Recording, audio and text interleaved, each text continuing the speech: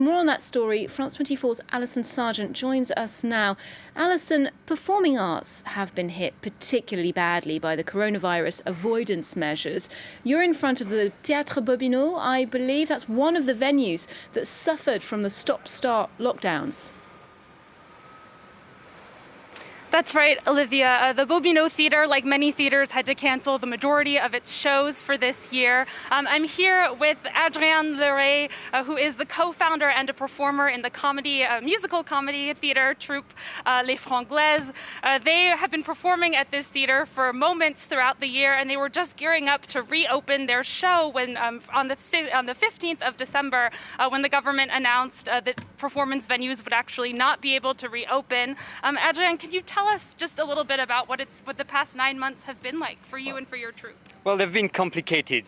Well, we're in the middle of a season in the spring, and it was, of course, suddenly interrupted. So it took us a lot of time, energy, effort, and money to be ready for coming back in September. And then it was stopped again. So it took us, again, a lot of time, effort, and energy and resilience to be ready the 15th of December. And we now learn that we still have to wait and still not have a clear idea of what's going to happen next. So I think we are, getting a bit exhausted and hope for the best, but still in a blur for now. And Adrien, some performers have been calling to take legal action against the government. What do you think about that as a response?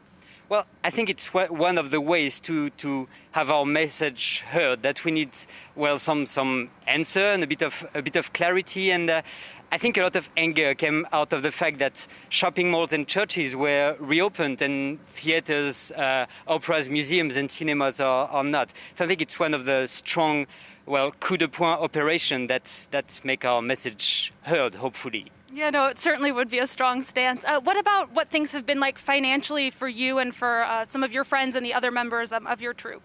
Well, it's as you know, many artists are under an unemployment branch of intermittence du spectacle, which allows artists to have stipends from the government the days they are not performing. But in an entire season where we are not working at all, it makes very low income. So a lot of artists not only won't be able to meet the quota to renew their status, but also live now with a bare minimum. So for artists, it's a real struggle. Not only they cannot work, but it's harder to make ends met. But also for companies, it's a disaster. A lot of not big companies are going under because all their shows are being cancelled, and there have been some helps from the government, but for many of them it's not enough because it's not a guarantee that their show will be performed in the future or that they can even create new ones. So I think for the entire industry it's a catastrophe, and we'll know the results of this catastrophe or the stakes only in a year from now and not right now. So yeah. That's right, and then hopefully when theaters can reopen again, audiences will come back. Adrien, thank you so much for talking to us. We wish you all the best of luck with you and your troupe. Hopefully performance venues will be able to open again soon. We'll be finding that out, Olivia, hopefully on January 7th when the government tells us more. Thank you very much, Alison Sargent, there for that report, that update from the cultural sector at a theatre in central Paris.